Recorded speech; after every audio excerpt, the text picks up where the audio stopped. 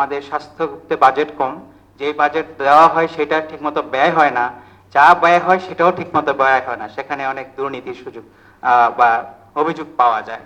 তাহলে এই জায়গাগুলোতে আমাদের হাত দিতে হবে। সরকারি যে ইশতেহারে অন্যান্য বিষয়ের মতো স্বাস্থ্যখাতকে ব্যাপকভাবে গুরুত্ব দেওয়া হয়েছে।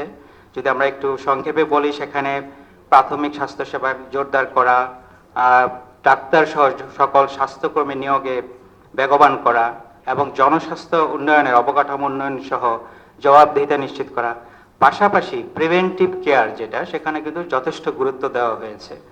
এখন প্রশ্ন হলো, প্রতিশ্রুতি অনেক, আমরা এটা বাস্তবায়ন করব কিভাবে?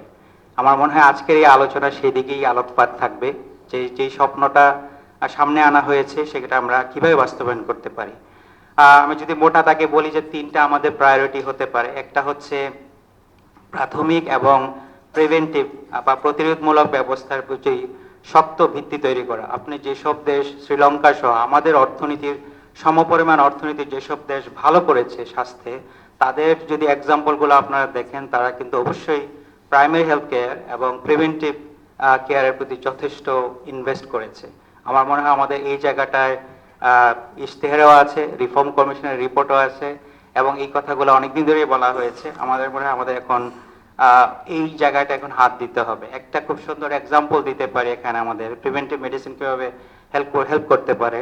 ঢাকা বিশ্ববিদ্যালয়ের স্বাস্থ্য অর্থনীতি ইনস্টিটিউট এবং যুক্তরাষ্ট্রের জনস হপকিন্স ইউনিভার্সিটি এক যৌথ গবেষণায় আমরা দেখেছি, বছরে শুধু তামাকের পিছনে যে স্বাস্থ্য এবং পরিবেশগত খরচ, সেটা 87,000 কোটি টাকা, 87,000 কোটি টাকা বছরে। এবং ওই সময়ে কারণ সেই টোবাকো থেকে যে ট্যাক্স কালেক্ট হয় মাত্র 40,000। তাহলে এইরকম যে আমি প্রতিরোধমূলক ব্যবস্থা নেই, জাস্ট অ্যান এক্সাম্পল, সেখানে কিন্তু আমাদের একটা শুধু স্বাস্থ্যগত বেনিফিটই হচ্ছে না, অর্থনৈতিক বেনিফিটের কিন্তু ব্যাপক সুযোগ রয়েছে। দ্বিতীয় ভাগ যদি আমি বলি, দ্বিতীয় ধাপে আমরা যেটা চিন্তা করতে পারি, সুশাসন ও প্রাতিষ্ঠানিক সংস্কার। ইশতেহারে এটা যথেষ্ট গুরুত্ব দেওয়া হয়েছে, এবং প্রাতিষ্ঠানিক সংস্কারের যে বিষয়গুলো আমরা আলোচনা করি বারবার, যে আমাদের স্বাস্থ্যতে বাজেট কম, যে বাজেট দেওয়া হয় সেটা ঠিকমতো ব্যয় হয় না, যা ব্যয় হয় সেটাও ঠিকমতো ব্যয় হয় না, সেখানে অনেক দুর্নীতির সুযোগ বা অভিযোগ পাওয়া যায়। তাহলে এই জায়গাগুলোতে আমাদের হাত দিতে হবে, প্রকিউরমেন্টে আমাদের হাত দিতে হবে, দক্ষতা বৃদ্ধি করতে হবে যাদের ম্যানেজার্সদের। সেই জায়গাগুলা সুশাসন পাশাপাশি ক্যাপাসিটি ডেভেলপমেন্ট প্লাস গভর্নেন্স, দুই জায়গায় আমাদের যথেষ্ট মনোযোগ দিতে হবে। থার্ড যেটা হলো আমাদের ইনোভেটিভ ফাইন্যান্সিং। আমাদের অনেক বড় স্বপ্ন, আমরা ইউনিভার্সাল হেলথ কভারেজ করতে চাই, অর্জন করতে চাই, কিন্তু আমাদের অর্থ আসবে কোত্থেকে?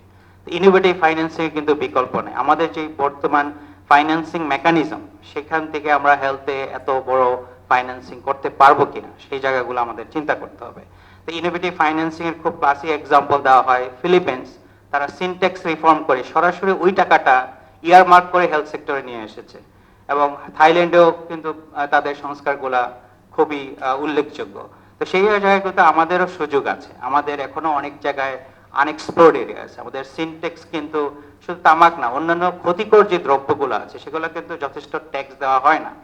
তো সেই জায়গাগুলো আমরা ট্যাক্স ইম্পোজ করতে পারি, আরো রেগুলেশন বাড়াতে পারি। এটা একই সাথে যেমন অর্থের ব্যবস্থা করবে, পাশাপাশি এটা প্রিভেন্টিভ মেজার হিসেবে কাজ করবে।